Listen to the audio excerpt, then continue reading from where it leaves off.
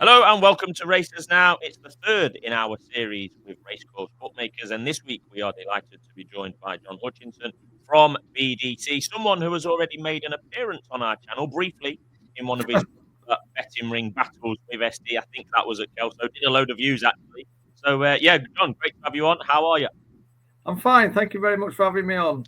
Good. Well, there's quite a few subjects that have popped up recently worth covering, and I think we should start. You alluded to it in our earlier tipping video in regards to these late abandonments. I mean, Musselburgh, I think you were a victim of that. You were a victim at Ludlow today, as I were in professional capacity as well. What is going on?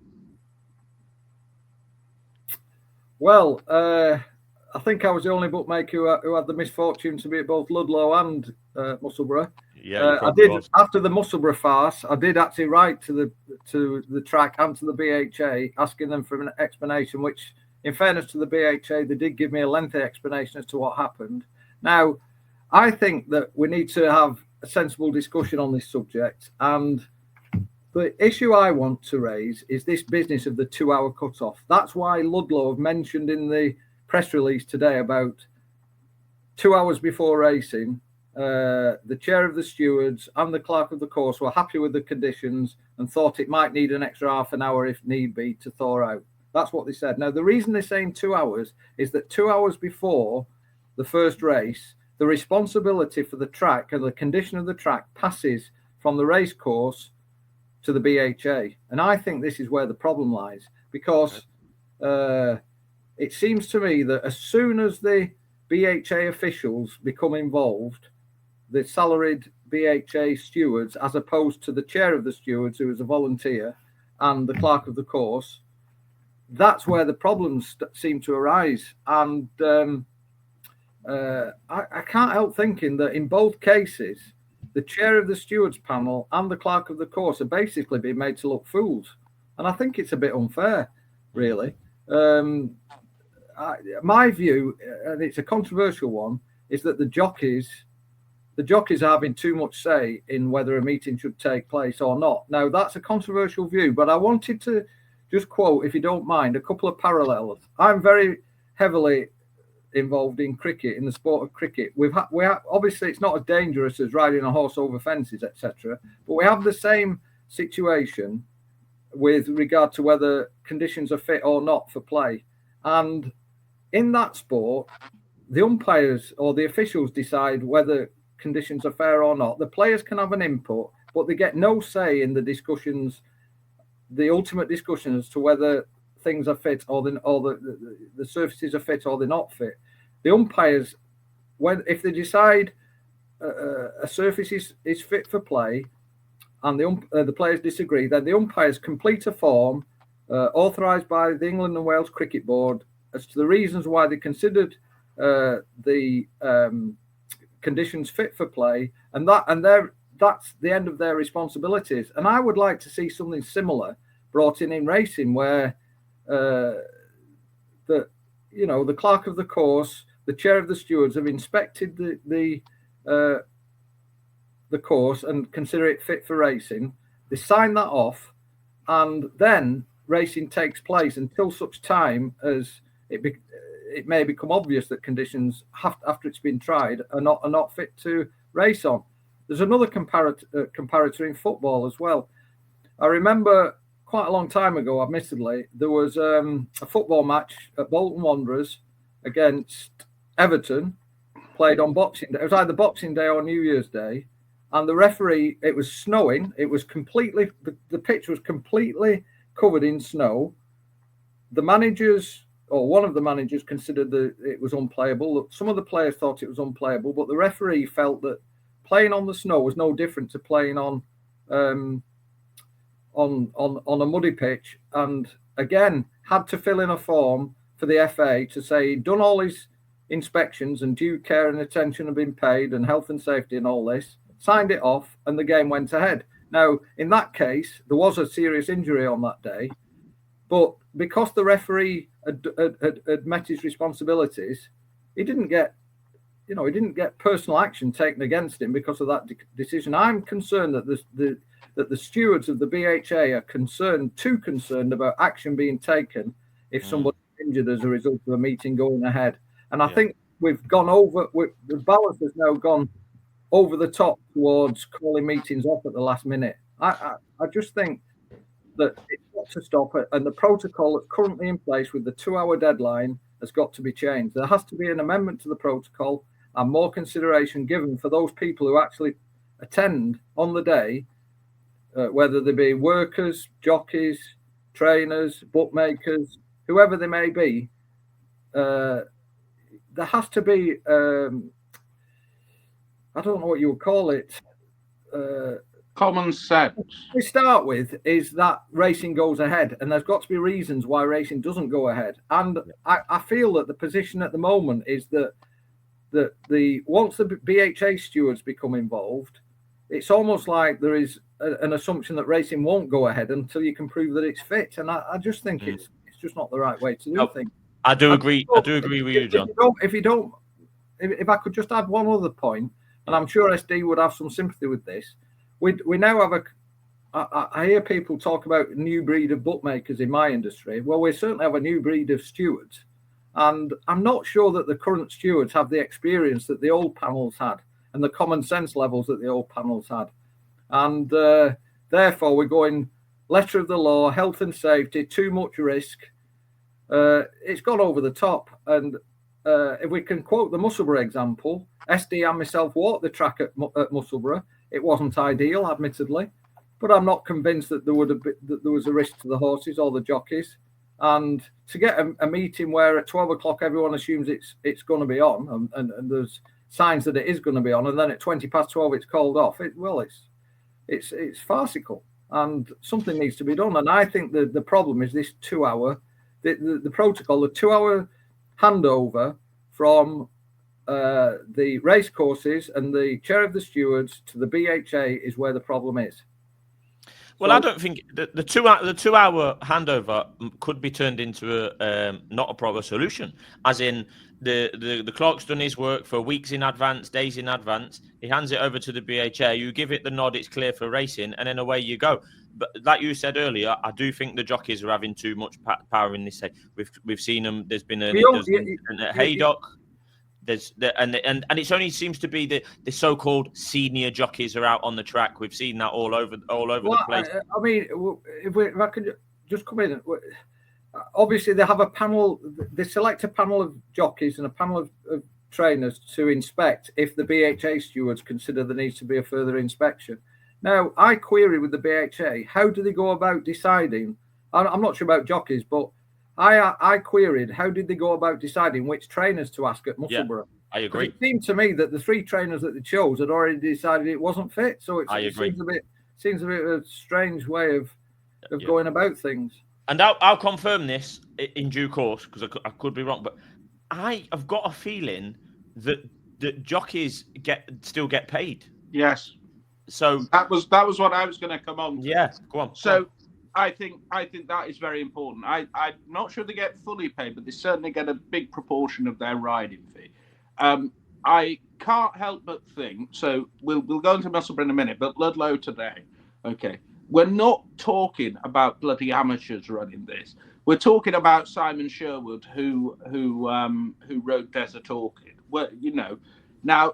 If you watch the racing TV interview with the steward today, it's quite clear the BHA were happy to race, Ludlow were happy to race, and the jockeys have kiboshed it. Now, I can't help but think that maybe money comes into it for the jockeys.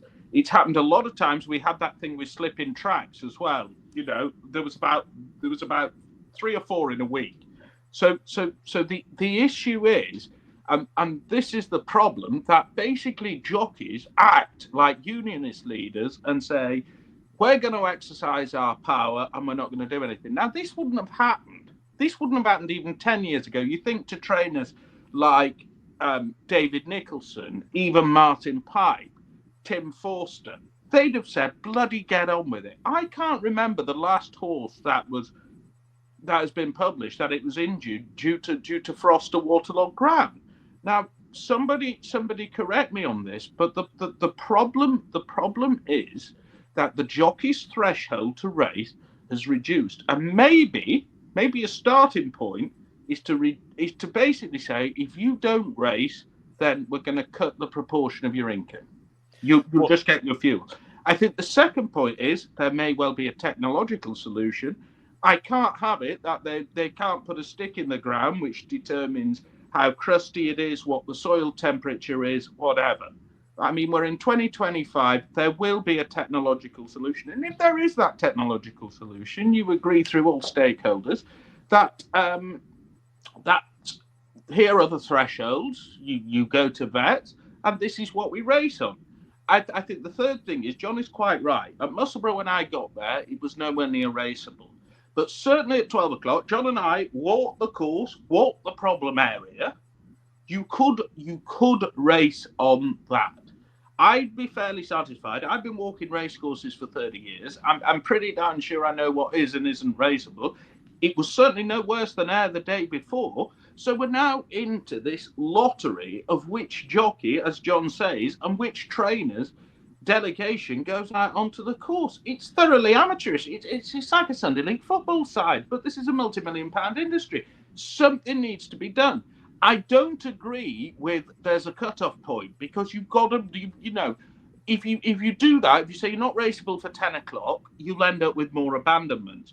But a technological solution and something that is a little bit more cogent than jockeys saying we're not happy to race on this is required, because clearly, people go to. I did 7 hours round trip in the car to Musselburgh. John, how much did you spend on your hotel last night? You were in Hereford. Well, I think actually it's an expense that I did, that was wasted. So yeah. Yeah. Yeah. So John could have gone to Newcastle today, correct? Yes. Probably would have gone to Newcastle. And look, we've got to accept these things happen. But at the moment, the default position seems to be not to race if there's any doubt, and that's got to change. Couple of points I would make. These senior jockeys that go onto the track to, there's normally 2 or 3 of them going onto the track, inspecting, whatever. They're going to be the older jockeys that have got more money in the bank, that might have more rides on the day. But you got to think about that. If you apply the 80-20 rule to jockeys, 20% of them are making a good living. The other 80% are struggling, and they're going from week to week. And if a jockey's there with only one ride, and you've got senior jockey A that won a Grade 1 a fortnight ago, and he's deciding it's not to race. The other lad's going home with not completely no money, but a hole in his pocket. And the final point I would make, there's no one that wants to race more than Ludlow Racecourse and Musselburgh Racecourse. Ludlow race around 14 times a year. It's not a lot of times a year they race. They need to race to make money. So anyone that's calling the racecourse a shambles, I think is wide of the mark for me. I think the grey area... I completely agree. Yeah. I completely agree. Both those tracks have highly experienced clerks of the course who both consider the conditions to be raceable in both examples. Highly experienced chairs of the stewards who both considered, well, certainly the Ludlow one did, considered. What's the problem with the stewards at Musselburgh? Was it that bloody A.D. Smith? It was I've no idea. I've no idea. All I know is that it became an issue when the BHA paid stewards became involved. That's when it became an issue. I think the last point in all of this is I think we all agree that equine welfare is paramount. So we are not for 1 second suggesting that horses should be racing on frozen ground or anything like that. It's just a more pragmatic approach is required, and you only need to go back 10 years, right? Now, Ludlow, I think, got down to -1, -2, and +3 overnight. Musselburgh was -1, got up at freezing about 11 o'clock. You only need to go back about 10 years. It was -10 at Cheltenham, and they raced.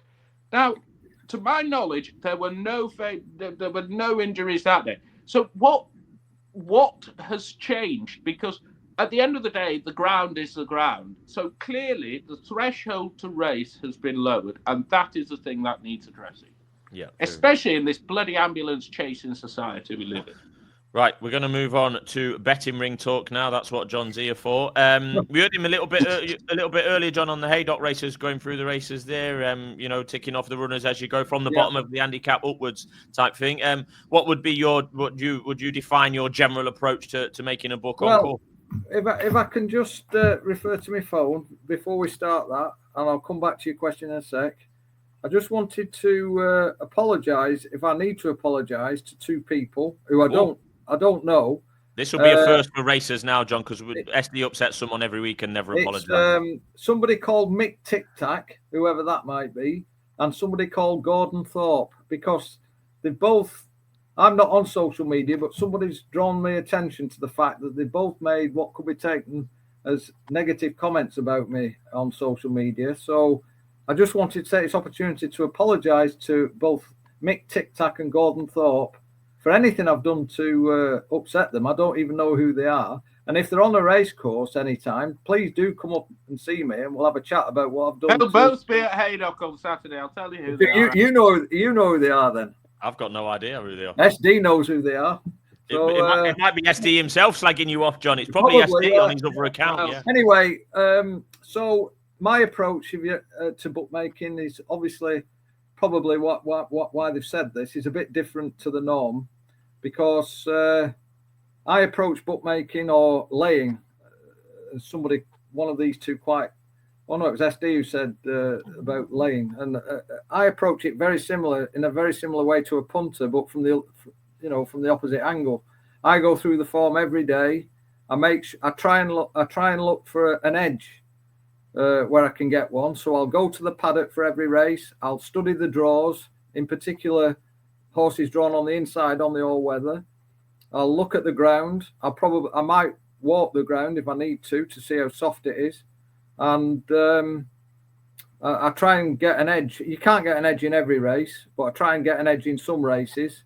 And if I need, in those races, if I need to lay a price that's above my colleagues or above Betfair, because I think the horse is wrongly priced, then I'll do so. And that's how I operate. And that's not to say my way is right, not at all. It's just the way I do it. I fully accept there's different ways to make books, and I've no criticism of other bookmakers who do it in a different way. Obviously, the bookmakers who have very, very prime pitches don't need to do that. They can they get their turnover is high enough where they don't need to take such a view on the form. But I have mainly middling pitches, apart from a couple of good ones, and therefore that's how I do it. And I used to do the same. I used to do the same when I was a greyhound bookmaker at Sheffield Dog Track. So I've always done things the same way, and you have to accept when you're operating like that you will have bad where you get it wrong. Then you suffer as a result, because if you're betting opinionated on certain races, then if you get it wrong, then you're going to be very wrong. So, yeah, John will very often lay me a price, and I'll say, very often we agree, John, don't we? Unfortunately, but, we do. We seem to agree on a lot, particularly at the UK's friendliest racecourse. We seem to agree a lot. Yes, Britain's friendliest racecourse. We had a lovely. We'd sit down after every race last week, and then just sort of come to. It was near agreement. They never bloody won, though. No. I think the point is with you, John, you will bet from, I've seen you as far north as Perth, you bet at most of the Scottish tracks, and you'll go all the way down to Huntingdon, Ludlow, yes. Hereford. So your reach obviously, I've had a health issue in the last 10 years, so therefore I don't travel as much as I used to do, but I don't do as many meetings as I used to do, but I'm glad that I've got lads who work for me who are prepared to drive. So it would probably wipe me out if I had to drive to all these places as well. But in the main, I'm in the passenger seat, which helps. So I do. I got stuck behind you in a car. Yes, it was memorable, particularly when you got held up by an ambulance, I think, in front of me. So and you couldn't get past it. It was very, very, very amusing. But I would prefer to go to the meetings where I think I'll make a profit. I don't, whether it's Huntingdon or it's Sedgefield or Newcastle, wherever it is. So that's how it is, and as a result, I do a lot of miles. That's right. And John, I won't publicise the bookmakers, but some places will say we're going to bet to 2 a runner today, and you don't generally get involved in that, do you? Well, if we get into the if we go into that sort of arrangement, then I will try my best for the bottom line to be as close as I can to what they want. But I won't bet to 2% per horse because that'll kill me. Why would I want to do that? Because if I've got an opinion in a race, I'm quite happy to lay above Betfair price if I think that price is wrong. So why would I want to bet to 2% to each individual runner? I just wouldn't. You know, everyone should be allowed to run the business that suit in the way it suits them. Now, it will suit some of the bookmakers, and I'm not criticising, not at all. It will suit some of them to bet to 2% per horse per race because they've probably got better pitches, or they've got bigger punters, or maybe they're operating 2, 3, 4 pitches at a meeting, so they get higher turnover. So I'm not criticising that. Nor would I criticise those bookmakers, of which there are a couple at least, who basically lay all the outsiders and keep the favourites. To be honest, because I can see the strategy for that, but it's not me. You know, everyone must do the thing that suits them. So yeah, I do the thing that suits me. So when somebody comes down from further down the betting ring and says, "Oh, we're not doing this 2% to runner," or something of that nature, it annoys me because if they look on the bottom line, they'll find I am probably around about what they want it to be. But the fact that I'm 5 to 1, this 4 to 1 shot, well, I'll be 5 to 1 for a reason. You know, it's not that I'm a lunatic. It'll be because I make it on my form a 5 to. I'll probably make it a 6 to 1 shot. So if I can explain that, say for example, there's a race at Haydock, the favourite opens up 11 to 8. I make it a 7 to 4 shot. Yeah, so I'll go 6 to 4 because I make it a 7 to 4 shot. I'll go 6 to 4, and then if it drifts to 6 to 4, I'll go 13 to 8. And if it drifts again, I'll go 7 to 4. But if it goes above 7 to 4, I'm not going 15 to 8 because I make it a 7 to 4 shot. So I won't just blindly lay the favourites regardless of price. Well, that's how it should be. I'll have an idea what price they should be, and if they're lower than that, I'll go a bigger price to get them in. And that to me it's like almost SD's world of value from a bookmaker's point of view. If I make a horse 7 to 4, a 7 to 4 shot, and I can lay it at 6 to 4, even though it's 11 to 8 everywhere else, I'm getting the value in my eyes because I think its true chance of winning is 7 to 4, not 6 to 4. So as long as I'm right more often than I'm wrong, then I'm going to make a profit. Well, that's how it should be happening. And this 2% of runner rubbish sounds like a cartel to me. I mean, that's just conning the public. The other thing that I did promise a colleague of mine I would mention this, and I think it's a very, very valid point. How many bookmakers do you see with the Racing Post these days? Not many. And the reason for that is because they don't study the form. And the reason they don't study the form is that they don't need to, because the way the pitches that they've got, they can play the figures, or they can lay off on Betfair or on BetDAC. And to me, that just kills the whole thing. Now, I'm in it for different reasons because, I'm not ashamed to say that when I was ill and I lost the use of my brain, etc., then racing brought me back to life. Now, I regard each race, not each race, because if you're at Newcastle, it becomes a bit of a bore fest sometimes with the same races up the same straight, etc. But in most races, I try and tackle that race from a form point of view and decide what the prices should be for each horse. And it's a psychological. It's not a psychological challenge. It probably is after this, but it's a test for me, mental arithmetic and everything else, and it's kept me going. So that's how I do things. Well, that's the way it should be. If I've upset somebody on social media for doing things that way, then I'm very sorry. But I don't think I've done a lot wrong, to be honest. No. So, they need to go and take a walk. And of course, John, you have them back in the ring, don't you? I'll tell you what does upset. I mean, they're all bookmakers tend to be great people. I've no criticism because a lot of the bookmakers, I came back to life, if you like, because I enjoyed that environment. And people like Jeff Tilley and Tim Brown who came to visit me, have a lot of time for them. But it's when you get certain rings on certain race courses. They look at, if you go a price that's above what they are, they look at you as if you're you know, you're from a different planet and you shouldn't be there. I don't like that attitude. I don't like that attitude of, what are you doing here? You shouldn't be here. I don't like it. You'll never, ever find me behaving like that towards another bookmaker. Never. Because every bookmaker has the right. I can tell you, I've never heard you slag another bookmaker off. Never.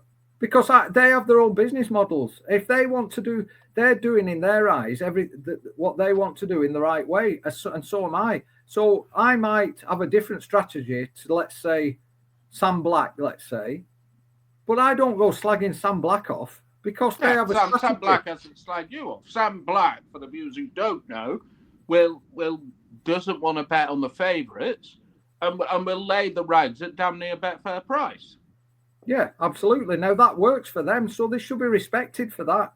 It's not a competition. We all have different ways of doing things. It's, you know, I think because I come from other sports, I can see that it's not a competition. You know, people do things in different ways, and you know, going sort of trying to belittle people who do things in different ways, not the way it should be. You should be looking at them and thinking, oh, I wonder if there's anything I could learn from that.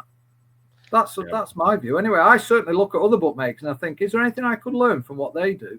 And it has to a degree taught me that you can't, well, the main thing it taught me is you can't be opinionated in every race. You just can't. Some races you've got to accept are just going to take place. You've got no view on them and you have to accept whatever the outcome is. Yeah. And a lot of those races seem to take place on the all-weather, I'd have to say. But you still go. Pardon? I still go, but you won't find me being as opinionated. If a big punter comes up to me at Newcastle and has a big bet, doesn't mean that horse I necessarily want to lay it, but I just accept my policies. I accept the bet, and then I decide what I'm going to do with it. If I want to have hedge with BetDAC or with another bookmaker, that's my decision. But I'm not going to turn a punter away. If someone comes on and says £2,000 number 2, I'm not going to come and say you can have 200 quid on it. I'm not doing it.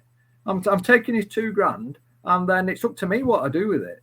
Yeah. Now that's an example of where I'm not being opinionated, but I will take the bet. So you know, it's I say, I have no criticism of any other bookmaker, and I'm very, very sorry if I've upset anybody because it's not my intention to. That's for sure. Don't worry about it, John. Now you're day off tomorrow, is it? Or are you off to Newcastle? No, well. In the spirit of unfair play, I decided this. I was going to Newcastle originally today, where I think a few odds-ons got beat, trained by Skelton. Yep. And tomorrow, but I've changed everything. I went to Hereford instead and Ludlow, and it's just too much for me to go tomorrow to Newcastle as well. So I won't be going. My next outing will be Haydock on Saturday. Haydock, and where can the punters see you for the value next week? Am I going to see you at Dunstall Park on Monday? I think I'm working on my own on Monday. So not only will you get value, you'll also get a whole load of mistakes because I'll be working on my own. I'll tell you a funny story. It was pissing down with rain one day at Musselburgh, honestly, and the value was unbelievable. Yes, because I was on. He was on his own at Musselburgh, and the rain was horizontal. It was a Friday. This sounds like you've been taking advantage of people, Esty. Well, you've got to get the value. The value. Yeah. Right, before you go, John, I've got to mention this some charity boxing. Is that right? Yeah, the lad who works for me, Josh. Yeah. He's turned into a boxer now. He's a very good cricketer. He's been a semi-pro cricketer in the past, so. He's now turned to boxing. He's got his next bout, I think, is the middle of February. March the 8th. March the 8th. Is it? Well, you know more than I do then. March the 8th then. I think he's got some deadline middle of February. It's probably his eating regime changes in the middle of February or something. But yeah, he's a great lad, Josh. And we're all hoping he wins his next fight. He's only had one fight so far, and he won comprehensively. So let's hope that he wins again. Well, good luck. Don't have a go at John because Josh will twat you. Well, that seems that. Well, yeah. I mean, I couldn't agree more. The way you're going with your Despicable behaviour, with SD. your confrontations at Wolverhampton. It won't be long before I'm getting one off you on one ear and one off Josh on the other.